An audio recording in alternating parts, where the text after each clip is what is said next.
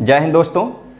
कल हम लोगों ने विश्व मानचित्र का पहला भाग पढ़ा था और विश्व मानचित्र में हमने देशों की स्थिति के बारे में जान लिया था, अक्षांश और देशांतर रेखाओं के बारे में जान लिया था। आज हम लोग जो है अफ्रीका महाद्वीप और साथ साथ में यूरोप महाद्वीप के बारे में अध्ययन करना है हमें। तो आइए स्टार्ट करते हैं यूरोप और अफ्रीका के बारे में। स्टार्ट करने से पहले वही चीज़ें कि आप कॉपी और पेन लेकर के बैठ जाइए। या जो आधा घंटे 40 मिनट का एक वीडियो में बनाता हूँ, मेरी कोशिश यह होती है कि जितना आप 2, ढाई, 3 घंटे में पढ़ पाएँ खुद से, उतना मैं आधे घंटे में आपको पढ़ा दूँ। और यह मेरी कोशिश रहती है कि जो बातें मैं पढ़ा के जाऊँ, जो हिस्सा मैं पढ़ा दूँ, किसी भी परीक्षा में कहीं से भी पूछा जाए तो वह क्वेश्चन आपका हो जाना चाहिए और निश्चित तौर पर ऐसा हो जाएगा। आइए शुरू करते हैं। तो आप अपने मैप के पास पहुंच जाइए, कॉपी और पेन लेके बैठिए। आइए स्टार्ट करते हैं।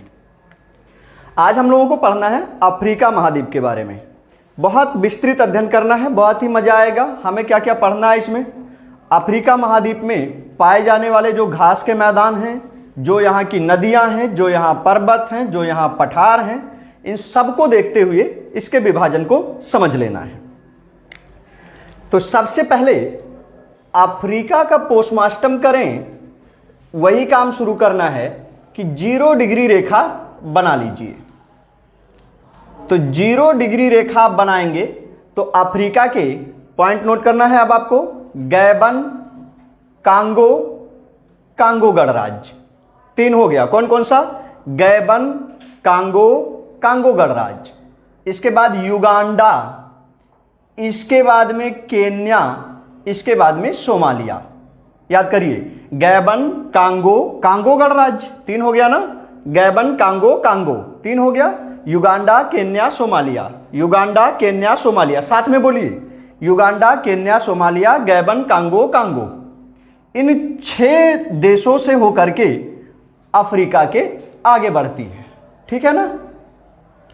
अब हमने देखा कि विषुवत रेखा या भूमध्य रेखा अफ्रीका को ठीक बराबर 2 हिस्सों में बांट देती है। ऊपर की ओर उत्तरी गोलार्ध में, नीचे की ओर दक्षिणी गोलार्ध में। यानी हम कह सकते हैं कि अफ्रीका एक ऐसा महाद्वीप है जो उत्तरी गोलार्ध में भी फैला है, जो दक्षिणी गोलार्ध में भी फैला है। पॉइंट नोट करना है कि अफ्रीका एक ऐसा महाद्वीप है जो उत्तरी गोलार्ध में भी फैला है और जो दक्षिणी गोलार्ध में भी फैला है। ठीक है ना। अब उसके बाद में आप 0 डिग्री रेखा देशांतर के क्रम में आ जाइए। 0 डिग्री देशांतर रेखा, जिसका पोस्टमार्टम हम लोगों ने कल कर लिया था कि यह कहां से निकलती है, कहां कहां किस रेखा को काटती है, यह बातें हम लोगों ने कल के वीडियो में समझ लिया था। अब हम 0 डिग्री देशांतर रेखा को देखें या प्रधान देशांतर रेखा को देखें तो आप लोग यहां पर गौर करिए। इस 0 डिग्री रेखा के आधा इधर है और आधा इधर है। 0 डिग्री के इधर हम क्या बोलेंगे? पश्चिमी देशांतर, और इधर क्या बोलेंगे? पूर्वी देशांतर। यानी कि अफ्रीका जो है वह देशांतर के हिसाब से भी दोनों में स्थित है। पूर्वी देशांतर में भी स्थित है और पश्चिमी देशांतर में भी स्थित है। तो अब आपको नोट क्या करना है कि अफ्रीका दुनिया का एकमात्र ऐसा महाद्वीप है जो दोनों गोलार्ध में स्थित है और दोनों देशांतर में स्थित है। उत्तरी और दक्षिणी गोलार्ध में स्थित है, पूर्वी और पश्चिमी देशांतर में भी स्थित है। ठीक है ना। यह बातें स्पष्ट हो गई। ठीक है। अब इसके क्षेत्रफल के हिसाब से हम बात करते हैं तो क्षेत्रफल के हिसाब से दुनिया का सबसे बड़ा महाद्वीप है एशिया महाद्वीप। संपूर्ण एशिया महाद्वीप क्षेत्रफल में पहले स्थान पर है। अब दूसरे में है अफ्रीका महाद्वीप। यानी दुनिया का दूसरा सबसे बड़ा महाद्वीप कौन सा है? अफ्रीका महाद्वीप दुनिया का दूसरा सबसे बड़ा महाद्वीप है। यह बात क्लियर हो गई। ठीक है। अब तीसरी महत्वपूर्ण बात यह है कि अफ्रीका महाद्वीप में कुल 54 देश आते हैं। कितने देश आते हैं? 54 देश आते हैं। और इस तरह से दुनिया के सारे महाद्वीपों में से सबसे ज्यादा देश अफ्रीका महाद्वीप में है। दुनिया के सारे महाद्वीपों में से देखा जाए तो सबसे ज्यादा देश किस में आएंगे? अफ्रीका महाद्वीप में आएंगे। यह बातें क्लियर हो गई।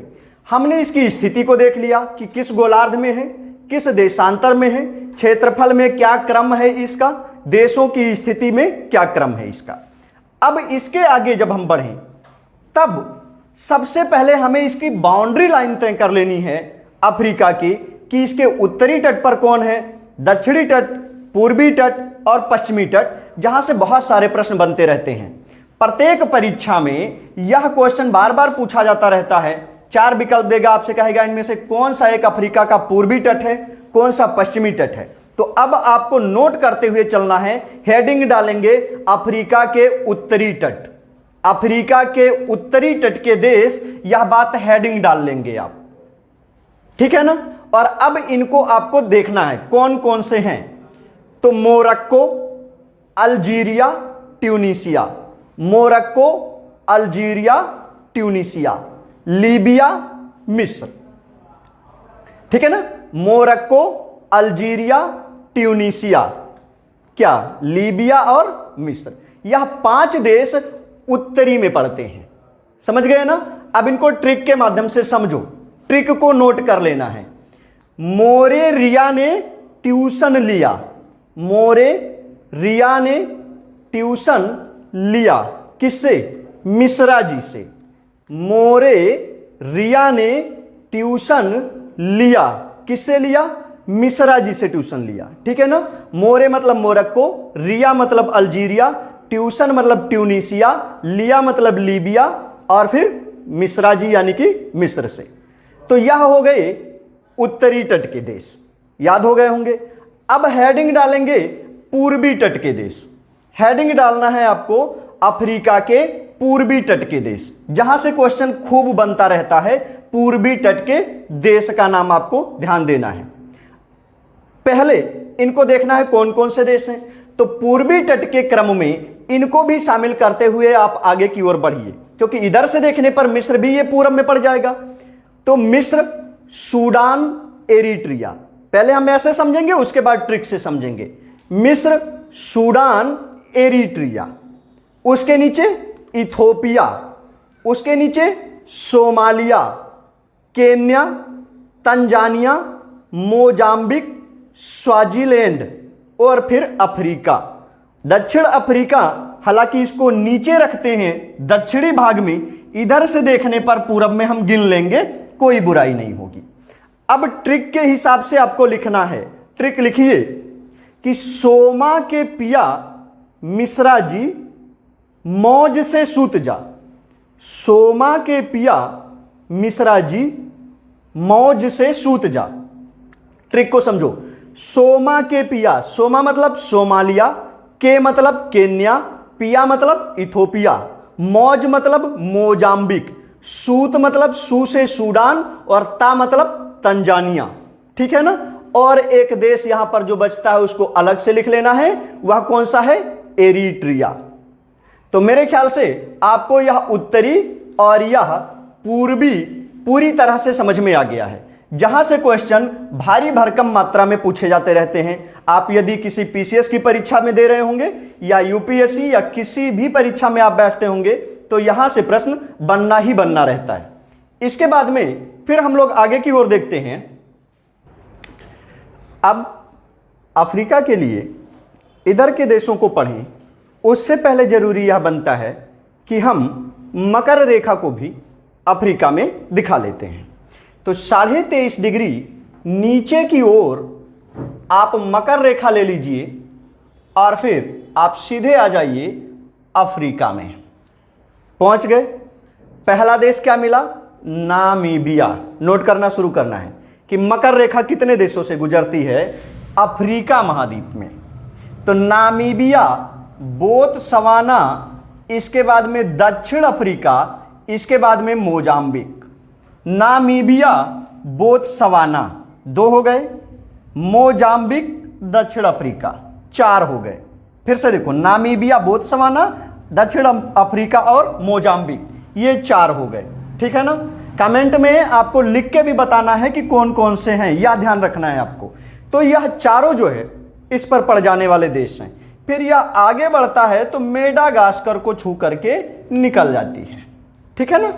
हाँ, तो यह हो गई क्या, मकर रेखा जो नामीबिया, बोत्सवाना, दक्षिण अफ्रीका और मोजाम्बिक से होते हुए आगे की ओर निकल जाती है। ठीक इसी तरह से हम 23.5 डिग्री उत्तर की ओर कर्क रेखा का भी निर्धारण कर लेते हैं। अब कर्क रेखा यहां पहुंच जाती है तो पहला देश मिला पश्चिमी सहारा। कौन सा देश है? पश्चिमी सहारा। उसके बाद में मोरितानिया। पश्चिमी सहारा के बाद आप कहां पहुंच गए? मोरितानिया में पहुंच गए। मोरितानिया से आगे बढ़े तो कहां पहुंच गए? माली में पहुंच गए। माली से आगे बढ़े अल्जीरिया में पहुंच गए और अल्जीरिया में जैसे पहुंचे इस कर्क रेखा ने इस 0 डिग्री देशांतर रेखा को काट दिया। तो 0 डिग्री देशांतर रेखा कर्क रेखा को अल्जीरिया में काटती है। यह बातें स्पष्ट हो जाती है। ठीक है, अब अल्जीरिया से आगे बढ़ती है तो ठीक इस रेखा के नीचे स्थित है नाइजर जो बहुत थोड़ा सा टच करता है। फिर आगे बढ़ने पर चाड जो बहुत थोड़ा सा टच करता है और फिर आगे लीबिया। ठीक है ना? और लीबिया के बाद में मिस्र। मिस्र में एक झील है नाससेर झील। नाससेर झील उससे होकर के यह रेखा आगे की ओर गुजर जाती है और लाल सागर से होते हुए एशिया में प्रवेश कर जाती है। एक बार फिर से समझ लो इस बात को कि जो कर्क रेखा है 23.5 डिग्री उत्तरी गोलार्ध में, वह पश्चिमी सहारा, मोरितानिया, माली 3 देश हो गए, अल्जीरिया 4 देश हो गए, लीबिया 5 देश हो गए और लीबिया के ठीक नीचे जो 2 देश हैं वे टच कर रहे हैं, नाइजर और चाड 7 हो गए। मिस्र से हुई 8। मिस्र में एक झील भी पड़ी। कौन सी? नासेर झील पड़ी और फिर यह आगे कहां कूद गई? लाल सागर में कूद गई और लाल सागर से होते हुए एशिया में प्रवेश कर जाती है। तो एक महत्वपूर्ण क्वेश्चन कि कर्क रेखा एशिया में कहां से प्रविष्ट होती है? तो लाल सागर से प्रविष्ट होती है। ठीक है ना? यह बातें क्लियर कर लेना है हमको। अब इन रेखाओं के मध्य में फैला हुआ है आपका अफ्रीका। अब इसके इधर पश्चिमी तट की बात कर लेते हैं। तो पश्चिमी तट में पहले समझ लेना है, इसके बाद ट्रिक समझ लेना है। क्या समझ लेना है? कि Nigeria, Cameroon, Guinea, Nigeria, Cameroon, Guinea, Gabon, Angola, Namibia, Gabon, Angola, Namibia और थोड़ा सा हिस्सा कांगो का भी यहां पर फैला हुआ है। यह बात आपको समझ लेना है। ठीक है ना? अब इसको समझना है ट्रिक के माध्यम से। कैसे समझ लेना है एक बार फिर से समझो कि Nigeria, Cameroon, Guinea, Nigeria, Cameroon, Guinea, फिर नीचे Gabon, Gabon, Angola, Namibia, Gabon, Angola और नामीबिया। यह खास पश्चिमी देश पड़ते हैं। इसके अलावा इधर से देखेंगे तो नाम ही है पश्चिमी सहारा, मोरितानिया, सेनेगल। पश्चिमी सहारा, मोरितानिया, सेनेगल। इस बार पीजीटी में एक क्वेश्चन आया था, यूपी पीजीटी में, और हिस्ट्री में क्वेश्चन यह पूछा गया था कि इब्न बतूता जिस देश से आया था वह अफ्रीका के किस छोर पर पड़ता है? तो वह आया था मोरक्को से और मोरक्को अफ्रीका के उत्तरी हिस्से में आता है। ठीक है ना? उसका सही उत्तर यह होगा। फिर सेनेगल के नीचे है गिनी बसाऊ और गिनी। ठीक है ना? तो इनको आपको एक क्रम में याद रख लेना है। ज्यादातर प्रश्न जो पूछे जाएंगे वे आपके इस हिस्से से पूछे जाएंगे और इस हिस्से से पूछे जाएंगे। यह बातें आपको याद कर लेना है। अब इसके बाद में जलीय सीमा का निर्धारण कर लेते हैं। तो अफ्रीका के उत्तर में स्थित है भूमध्य सागर। अफ्रीका के उत्तर में स्थित है भूमध्य सागर और भूमध्य सागर 3-4 सागर से मिलके बना है। यह बात हम जानते हैं कि भूमध्य सागर वाकई में कोई अकेला सागर नहीं है, 3-4 सागर से मिलकर के बना हुआ है। ठीक है ना? तो इसके उत्तर में हो गया भूमध्य सागर। अब इधर की ओर देखो, उत्तर पूरब की ओर। तो उत्तर पूरब की ओर यह फैला हुआ है लाल सागर। क्या फैला हुआ है? लाल सागर फैला हुआ है। लाल सागर क्या करता है? अफ्रीका को एशिया से अलग करता है।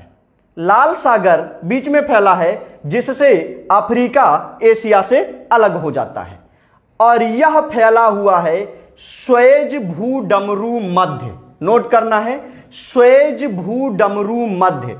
यह हिस्सा जो इतना बीच में मैंने किया है त्रिभुज के, वह कहलाता है स्वेज भूडमरू मध्य, जो भूडमरू मध्य अफ्रीका को एशिया से जोड़ता है।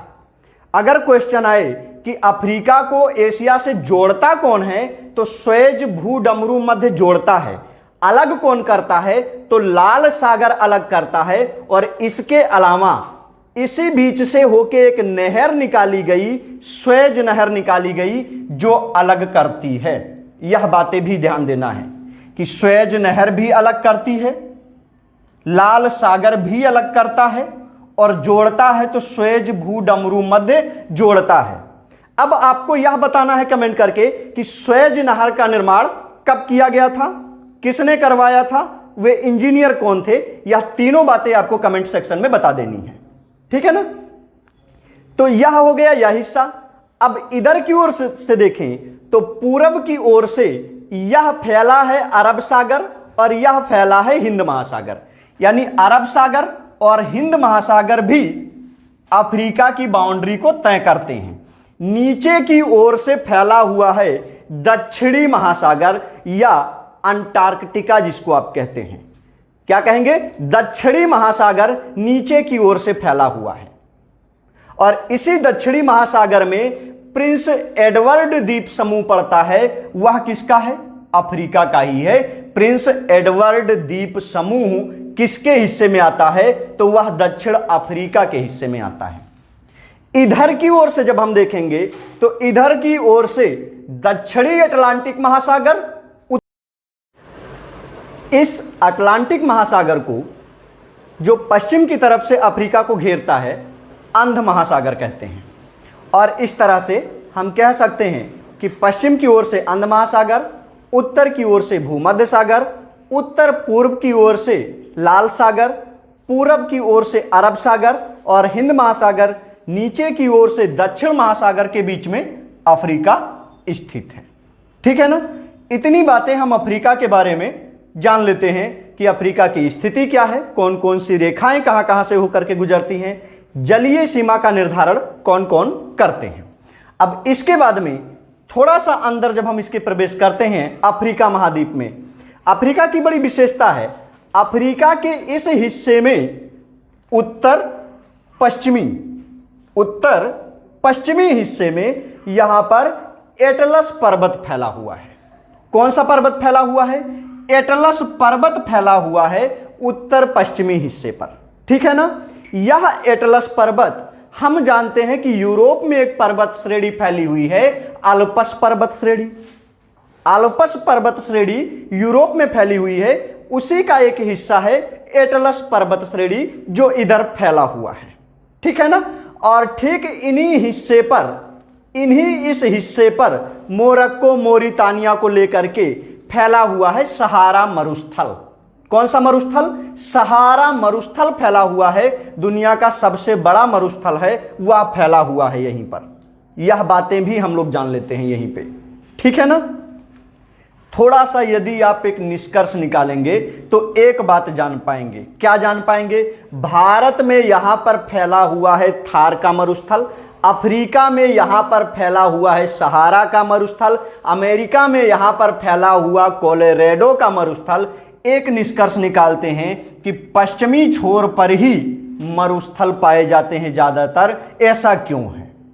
यह बातें आपको कमेंट सेक्शन में बताना है कि ऐसा क्यों है कि आखिर महाद्वीपों के देशों के पश्चिमी तट पर या पश्चिमी छोर पर ही महामरुस्थल क्यों फैले होते हैं, यह आपको निष्कर्ष निकाल के बता देना है।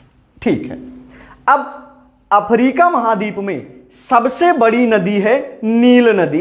बात यहीं से शुरू करते हैं कि नील नदी जो विक्टोरिया झील से निकलती है, नील नदी कहां से निकलती है? विक्टोरिया झील से निकलती है। अब विक्टोरिया झील के बारे में जान लेते हैं, एक ट्रिक जान लेते हैं, क्या कि विक्टोरिया को कूट, क्या करें? विक्टोरिया को कूट, कैसे? Kenya, Uganda, Tanzania, Kenya, Uganda, Tanzania. जहां जहां याद करने वाली बात है वहां वहां हम लोग ट्रिक का मदद लेते रहेंगे कि विक्टोरिया झील किन किन देशों को स्पर्श करती है, तो केन्या, युगांडा और तंजानिया। मैप में केन्या, युगांडा और तंजानिया, और यह है आपका विक्टोरिया झील। ठीक है ना? अब विक्टोरिया झील यहां से निकलती है और ऊपर की ओर ऐसे बढ़ती हुई जाती है और फिर मिस्र में नील नदी का वरदान बन जाता है मिस्र, और फिर ऊपर की ओर भूमध्य सागर में नील नदी चली जाती है। उस पर बना हुआ है एक बांध, आसवान बांध। कौन सा बांध बना हुआ है? आसवान बांध बना हुआ है। यह बातें भी नोट कर लेना है कि नील नदी पर आसवान बांध बना है। नील नदी कहां से निकलती है? विक्टोरिया झील से निकलती है। अब नील नदी के दो भाग हैं, यह बातें भी जान लीजिए। कौन कौन से? एक व्हाइट नील कहलाती है, एक ब्लू नील कहलाती है। सफेद नील नदी कहलाती है और नीली नील नदी कहलाती है। ठीक है, दोनों जाकर के सूडान की राजधानी के खार्तूम के पास मिल जाती हैं। यह क्वेश्चन पूछा गया है कि दोनों नदियां कहां पर मिलती हैं, तो सफेद नील नदी और नीली नील नदी दोनों, यह सूडान है, इसकी राजधानी खार्तूम है, यहीं पास में मिल जाती हैं और फिर आगे मिस्र से होते हुए चली जाती हैं। तो यह बातें हमने जान लिया कि नील नदी यहां की सबसे बड़ी नदी है, यह बातें लिख लेना है। अब दूसरी सबसे बड़ी नदी यहां की है, वह है कांगो नदी। कौन सी नदी? कांगो नदी दूसरी सबसे बड़ी नदी है।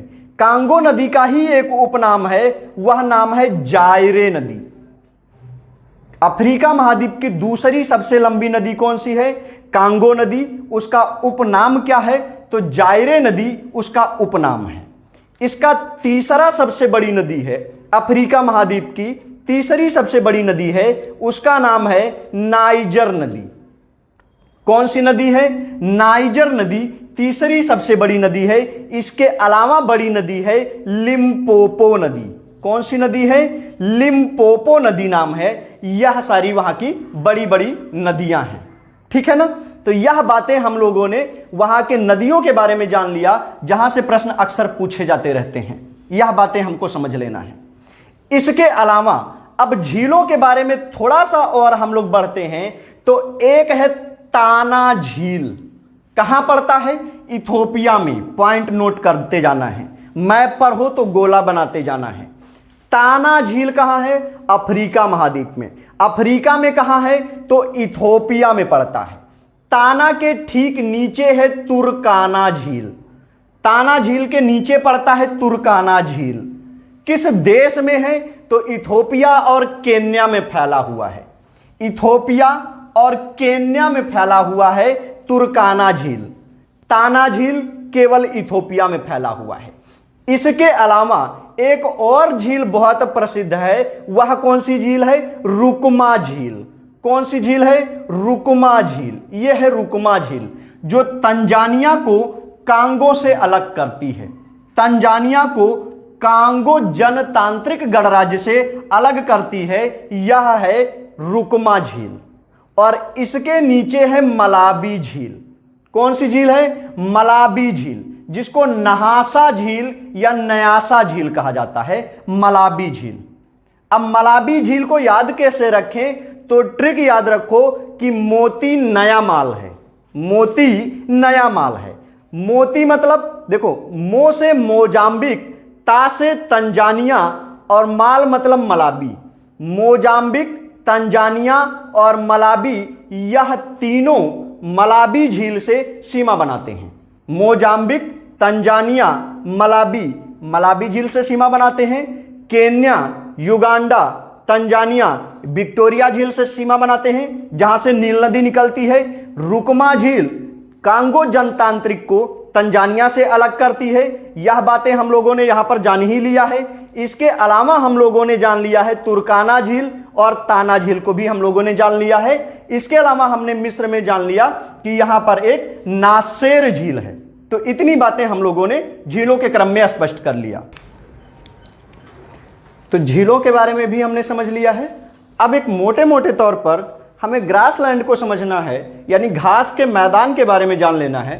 घास के मैदान जो परीक्षाओं में पूछे जाते रहते हैं, प्रेयरी, पंपास, इन सब के बारे में पहले थोड़ा सा समझ लीजिए। जो इस रेखा के ऊपर पाए जाएंगे वे कहलाएंगे शीतोष्ण। जो कर्क रेखा के ऊपर पाए जाएंगे शीतोष्ण, नीचे मकर रेखा के नीचे पाए जाएंगे उन्हें भी शीतोष्ण, और इनके बीच में जो पाए जाएंगे वे उष्ण कहलाएंगे। ठीक है ना। यानी यदि कोई घास का मैदान इनके बीच में पाया जाता है तो वह उष्णकटिबंधीय घास का मैदान कहलाएगा, और यदि इसके ऊपर पाया जाता है या इस रेखा के नीचे पाया जाता है तो हम कहेंगे कि यह शीतोष्णकटिबंधीय घास का मैदान है। ठीक है ना। अब इस बेसिक्स को अगर हम ध्यान में रखें तो फिर याद करना बहुत आसान है। आइए देखते हैं एक तरफ से। तो सबसे पहले कनाडा में आ जाइए। कनाडा में पाया जाता है टुंड्रा घास का मैदान। नोट करते जाएंगे, कनाडा में टुंड्रा घास का मैदान। और फिर कनाडा के नीचे है अमेरिका। संयुक्त राज्य अमेरिका में प्रेयरी घास का मैदान। कौन से घास का मैदान? प्रेयरी घास का मैदान। संयुक्त मतलब होता है इकट्ठा होना, इकट्ठे होकर ही तो लोग प्रेयर करते हैं। ठीक है ना। तो प्रेयरी घास का मैदान कहां पाया जाएगा? संयुक्त राज्य अमेरिका में। टुंड्रा कहां पाया जाएगा? कनाडा में। और नीचे चले आओ, आगे दक्षिण अमेरिका में।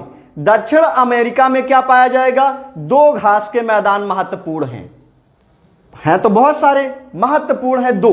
कौन कौन से? एक तो सेलवास घास के मैदान हैं, सेलवास घास के मैदान हैं, और दूसरे हैं पंपास घास के मैदान।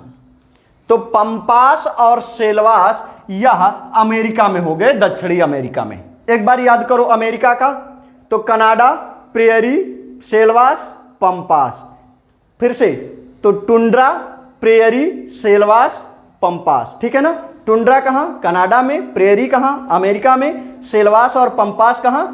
इसमें, दक्षिणी अफ्रीका, दक्षिणी अमेरिका में। इधर आ जाइए, रूस भी हम देख रहे हैं इसी के समांतर फैला हुआ है।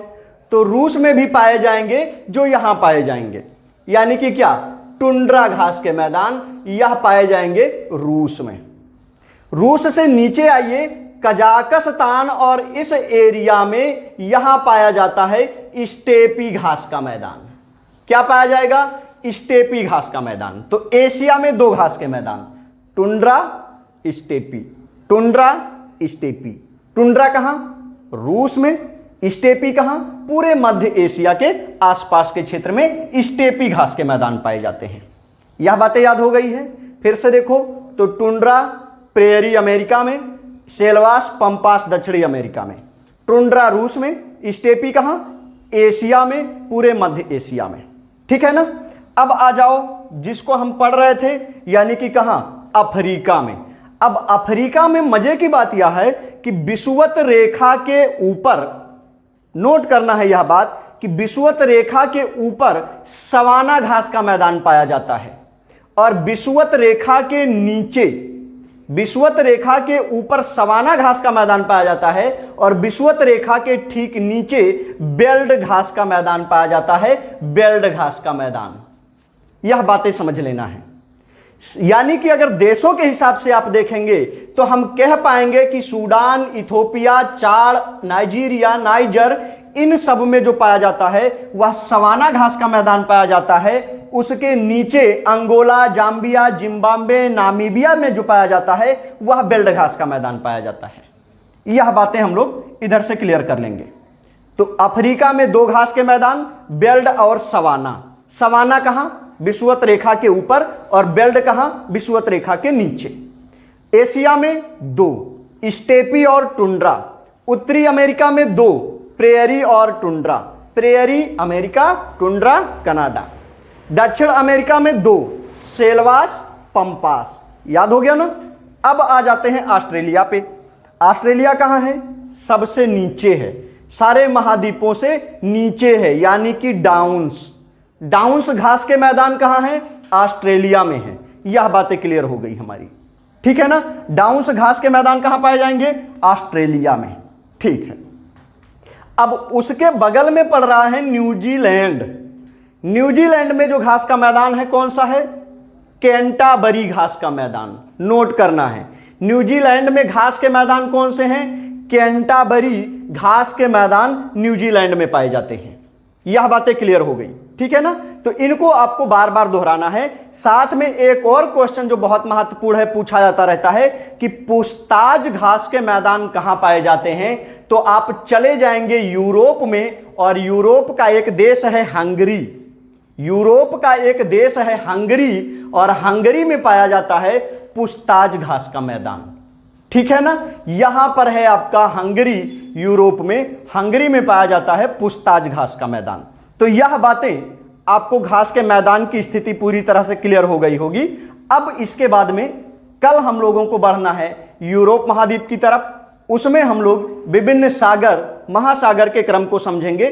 तब तक के लिए धन्यवाद। यदि आपको वीडियो पसंद आया है तो आप शेयर करें, लाइक करें और सब्सक्राइब करें। जय हिंद।